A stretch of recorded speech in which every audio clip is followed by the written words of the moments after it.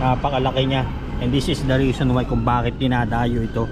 Ito yung restaurant, tapos yung takeout ay dito. So what's up guys, magandang hapon sa inyo lahat dyan, and welcome to my channel.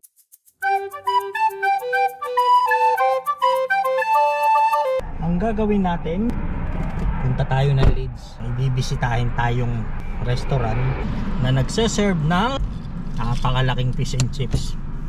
Magdadrive tayo ng 1.5 oras. So let's go!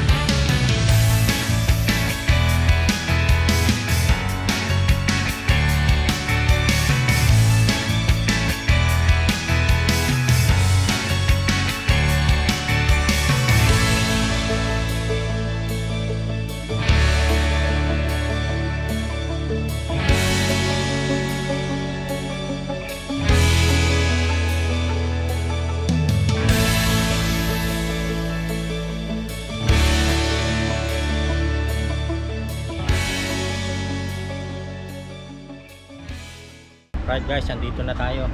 Buti na lang magandang weather. Hindi tayo pwede sa loob ng restaurant, gawa ni Taho. So dito na lang tayo.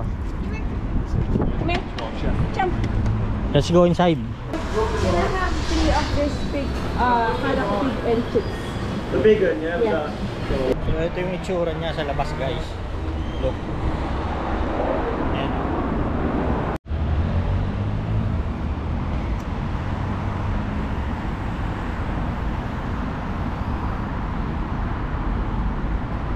Ito yung restaurant, tapos yung takeout ay dito. So hindi tayo makakapasok sa restaurant, gawa ni Taho. So dito tayo magte-takeout, and then may mga tables and chairs naman doon. So doon na lang tayo kakain. Look guys, how big this fish and chips. Napakalaki niya. And this is the reason why kung bakit dinadayo ito. Laki. Bakit? How much ni? I'll return this for them. 17 pounds something. Super. Ito mo, dangkalin natin oh.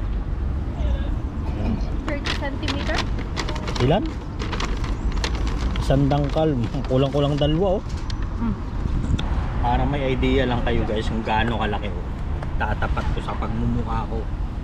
As in ganyang kalaki oh. Sarap Chen. Oh, libre yan oh. Next time ikaw naman mag-libre.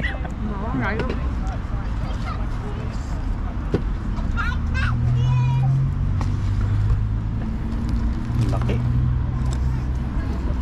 Kaya ko kayang ubusin to.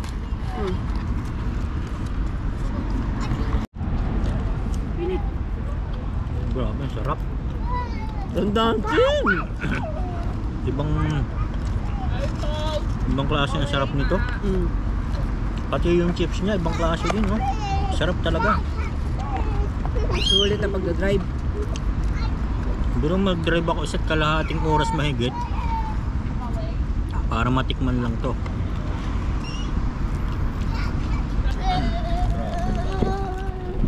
Grabe. Laki niyan, no? Oo. Tsaka malasang malasa pati yung ano niya, yung isda, yung butter.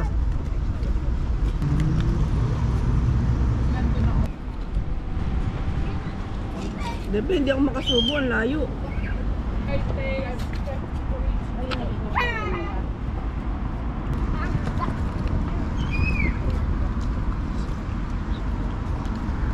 Ang laki naman niyo. Ano naman ito?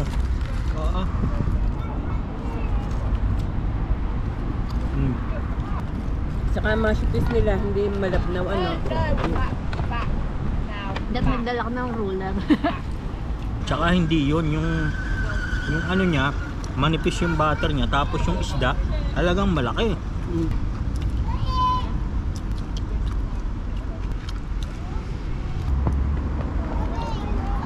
Meron din anak slashy.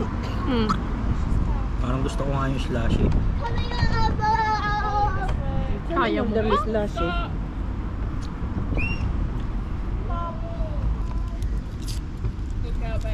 Sarap magkamay ng ganito.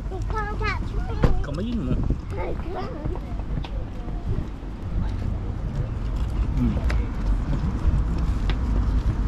Kaya. Kunin mo. Mamaya ano yung kutsi. Ay na. Ano? Just bigyan mo lang. Hindi mo kayang ubusin ko. When does Kiara school start anyway? Eh, this Monday. Hindi namin kasama si Kiara kasi Nasa uni na. nasa university na siya. Doon na siya sa dormitory titira.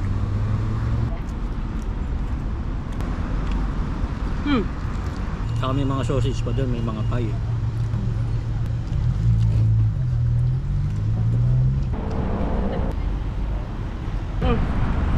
Lagyan mo dyan.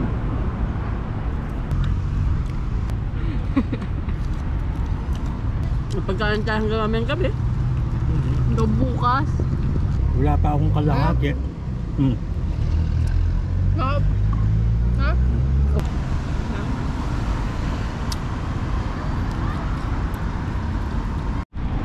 O ayan ang resulta oh. Hindi naubos. Yun din hindi naubos. Ito hindi rin naubos. Dapat ay ano, hati na lang pala. Told you. Take out na lang. May pagkain na tayo mamaya. Ang aso kong makulit oh. Laging bida. Gusto laging kasama. Ang aso ko pag iniiwanan ng mama niya oh. Ayaw talaga magpaiwan eh oh. Magto-toilet lang yung mama niya.